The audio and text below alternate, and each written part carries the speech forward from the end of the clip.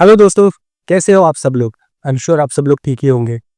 तो आप लोग देख रहे होंगे कि आज मेरे बैकग्राउंड में बहुत सारी लाइट्स हैं। हमेशा के साथ डार्कनेस नहीं है। आप में से बहुत सारे लोग सोच रहे होंगे कि क्या आज मैं आपको कोई हॉरर स्टोरी नहीं सुनाने वाला, कोई मिस्ट्री स्टोरी नहीं सुनाने वाला। तो ऐसी बात नहीं है, मैं आज आपको अच्छी स्टोरी बताऊंगा। क्या है, आज तक मैंने बहुत सारे लोगों की हॉरर स्टोरी सुनाई है, या फिर वर्ल्ड वाइड या फिर इंडिया में जो मिस्टीरियस इंसिडेंट्स हुए मैंने वो आपके साथ शेयर किए। लेकिन इसके साथ मुझे बहुत सारे लोगों ने मैसेजेस किए थे, बहुत सारे लोगों ने मुझे पूछा था कि क्या ऐसे कोई इंसिडेंट या फिर ऐसे कोई मिस्ट्री आपके साथ हुई है। तो हाँ, मेरे साथ भी ऐसे ही इंसिडेंट हुए हैं, दो हुए हैं। मैं आपसे वो दोनों शेयर करूंगा। लेकिन ये बात तो पक्की है कि अगर आपने इस वीडियो को आखिर तक देख लिया तो आपका माइंड कंफ्यूज हो जाएगा।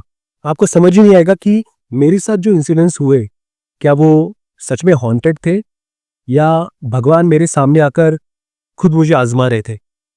तो इस वीडियो को लास्ट तक जरूर देखिए। लेकिन आगे बढ़ने से पहले गाइस, मैं हूं निखिल और स्वागत है आपका मिस्टिक निखिल चैनल पे। और हॉरर और मिस्ट्री से मेरे वीडियोस देखने के लिए आज ही सब्सक्राइब कीजिए मिस्टिक निखिल चैनल को। तो अब आज की कहानी शुरू करते हैं। वैसे ये बात तब की है जब मैं डिग्री कॉलेज में था, सेकेंड ईयर में। और मेरा कॉलेज जो था वो नवी मुंबई में था।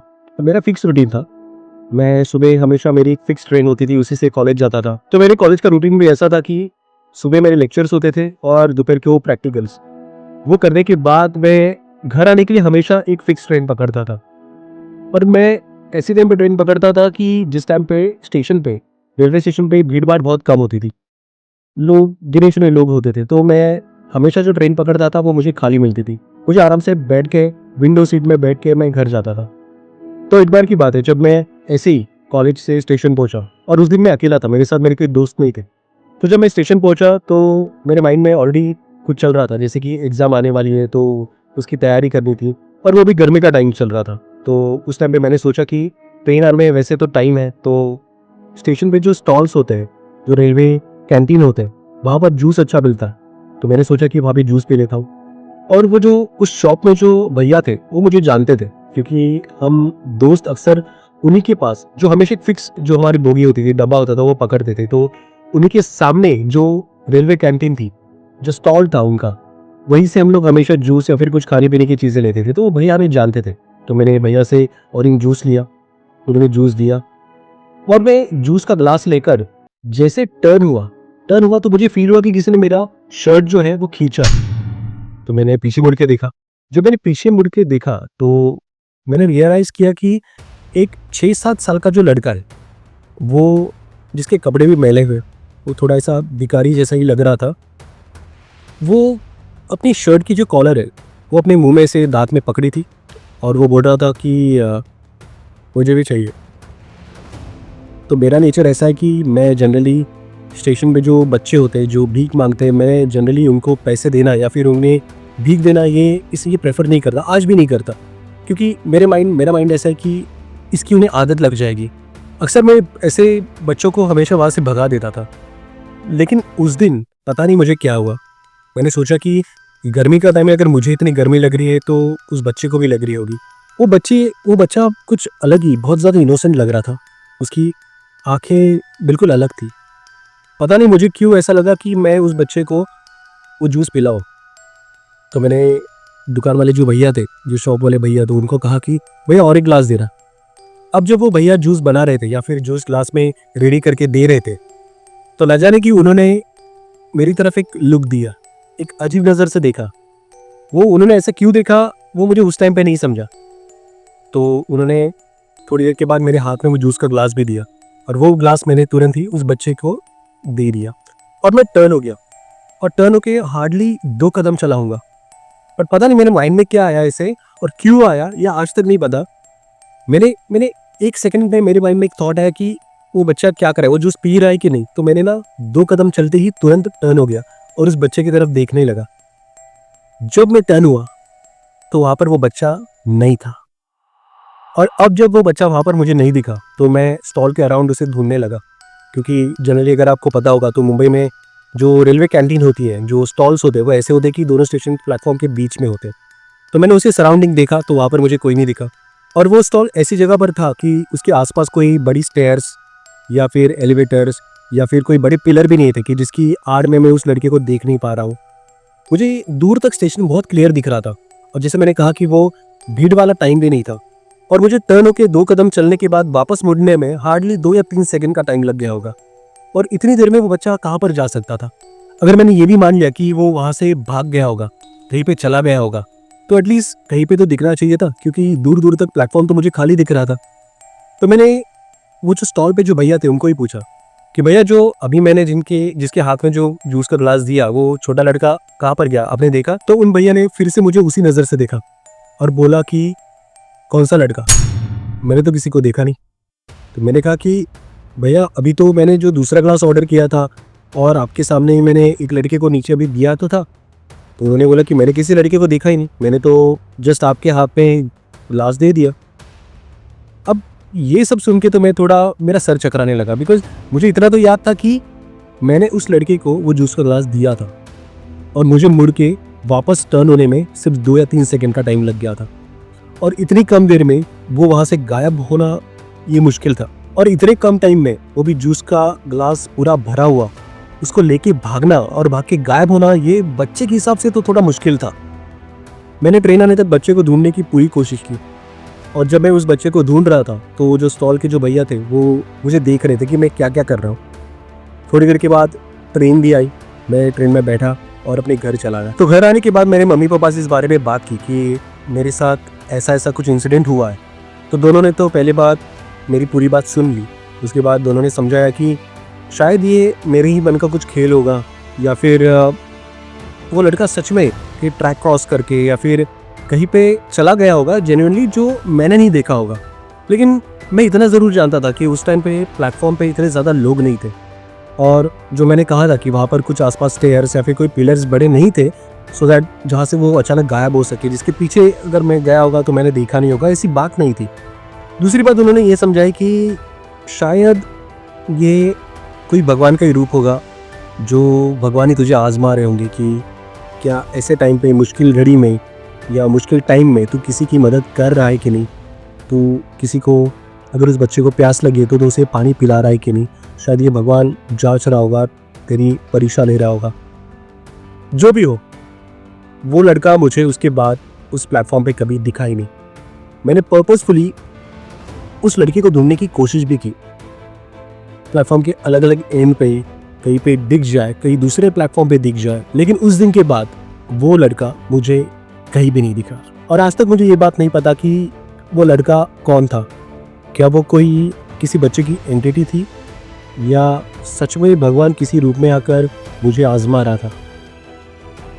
तो ये मेरे लाइफ का पहला एक ऐसा इंसिडेंस है जो आज तक, लिटरली आज तक अनआंसर्ड है। मेरे पास मेरे खुद के सवालों के जवाब नहीं है। मेरे लाइफ का दूसरा इंसिडेंस ऐसा ही कुछ है, लेकिन इस बार जगह अलग थी, सिचुएशन अलग थी।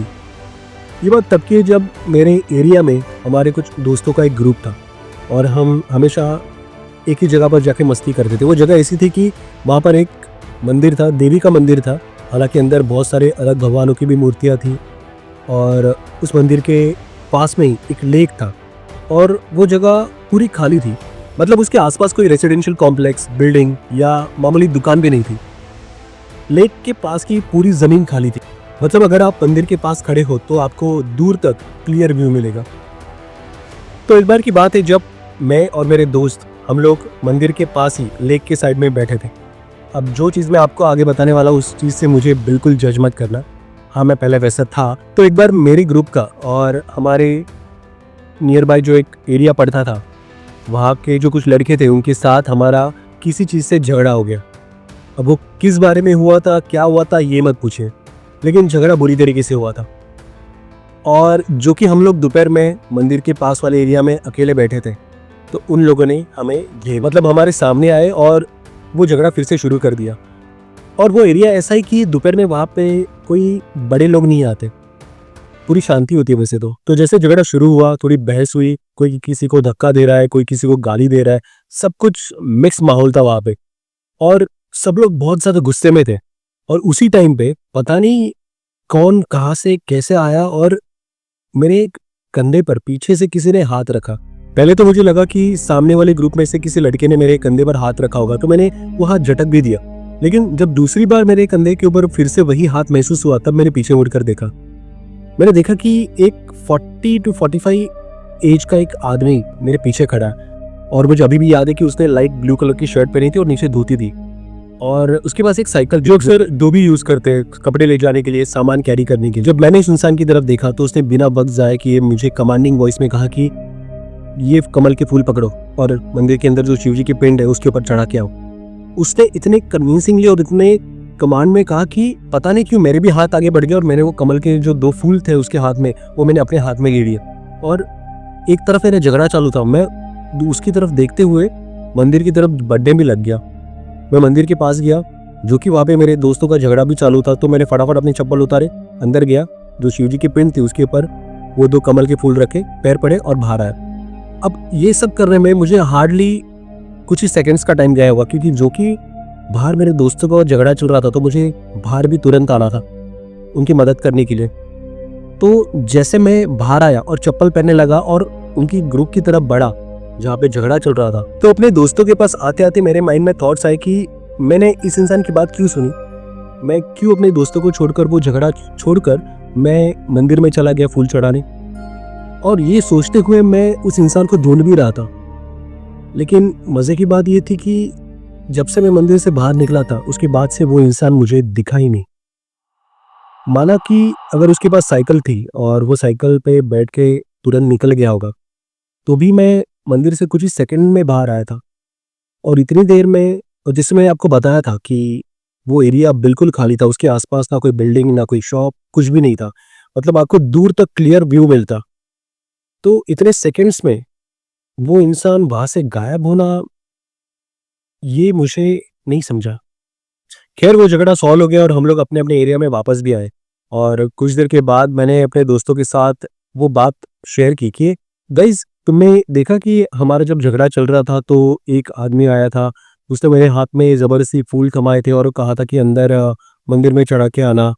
तो गाइज, तुमने देखा कि वो इंसान बाद में कहाँ चला गया जब मैं अंदर चला गया था मंदिर में? मैंने जैसे ही सबको एक क्वेश्चन पूछा तो मैंने देखा कि सब लोग के चेहरे ब्लैंक हैं, किसी को भी उस इंसान के बारे में कुछ नहीं पता था, और जो कि वो खुद भी झगड़े में बिजी थे, तो उस हड़बड़ी में वैसे भी बाहर कहाँ पर किसी का ध्यान जाता। लेकिन किसी ने उस इंसान को नहीं देखा था। लेकिन मुझे पक्का याद था, मुझे पक्का यकीन था कि मैंने उस इंसान को देखा था, क्योंकि मैंने उसके हाथों से फूल एक्सेप्ट किए थे अंदर मंदिर में चढ़ाने के लिए, और मैं खुद मंदिर में जाकर वो फूल चढ़ा के आया था। और उस 10-12 सेकंड के अंदर ही वो इंसान उस एरिया से गायब हो चुका था, और उस इंसान को मेरे अलावा किसी ने देखा ही नहीं था। लेकिन मुझे 100% यकीन था कि मैंने उस इंसान को देखा था, मैंने उससे बात की थी, मैंने उसके हाथों से फूल लिए थे, और मुझे इतना भी यकीन था कि मैंने उस इंसान को इससे पहले उस एरिया में कभी नहीं देखा था, और ना ही इस घटना के बाद मैंने उस इंसान को कभी दोबारा उस एरिया में देखा। आज भी जब भी मैं उस इंसिडेंस को याद करता हूँ तो मेरे माइंड में कई सारे सवाल उठते हैं कि वो इंसान आखिर था कौन, और उसने मुझे ही क्यों चुना? क्या वो कोई पॉजिटिव एंटिटी थी या कोई देवदूत था? पता नहीं। कभी कभी मेरे माइंड में ये भी थॉट आता है कि क्या वो कोई ऐसी कोई शक्ति थी जो शिव की पूजा करना चाहती थी, लेकिन किसी चीज़ की वजह से वो मंदिर के अंदर नहीं जा पा रही थी, और इसीलिए उसने मुझे एज ए मीडियम चुना। पता नहीं मुझे। लेकिन हाँ, उस दिन के बाद मैंने खुद के अंदर काफ़ी सारे चेंजेस देखे, महसूस किए। वो ये कि मेरे अंदर काफ़ी सारी चीज़ें मैंने शांत महसूस की, जैसे मेरा झगड़े पर से मन उठने लगा, जो अंदर गुस्सा था, चिड़चिड़ापन था, वो बिल्कुल जैसे शांत हो गया। मैं ऐसे दोस्तों से भी दूर रहने लगा था। और उस दिन के बाद मैं जब भी किसी शिव मंदिर में जाता हूँ या किसी भी मंदिर में जाता हूँ, और जब भी भगवान के पास किसी कमल के फूल को देखता हूँ, तो मुझे आज भी वो इंसिडेंस, वो दिन याद आ जाता है। मुझे आज भी वो इंसान, उसका चेहरा, उसकी आवाज़, उसकी आंखें याद आती है। न जाने वो इंसान कौन था और वो मेरे पास क्यों आया था। क्या वो सच में इंसान था भी या कोई और? ये आज भी मेरे लिए एक राज है। तो गाइज, आई होप आपको ये मेरे रियल लाइफ से जुड़े हुए इंसिडेंट आपको पसंद आए होंगे, इसकी स्टोरी आपको पसंद आई होगी, और आई एम श्योर कि आपके पास भी इसके ऊपर कोई आंसर नहीं होगा कि मैंने जो चीज़ें देखी, एक्सपीरियंस की, वो एक्चुअल में हॉन्टेड थी या कोई भगवान का आशीर्वाद, या भगवान मुझे खुद आजमा रहे थे?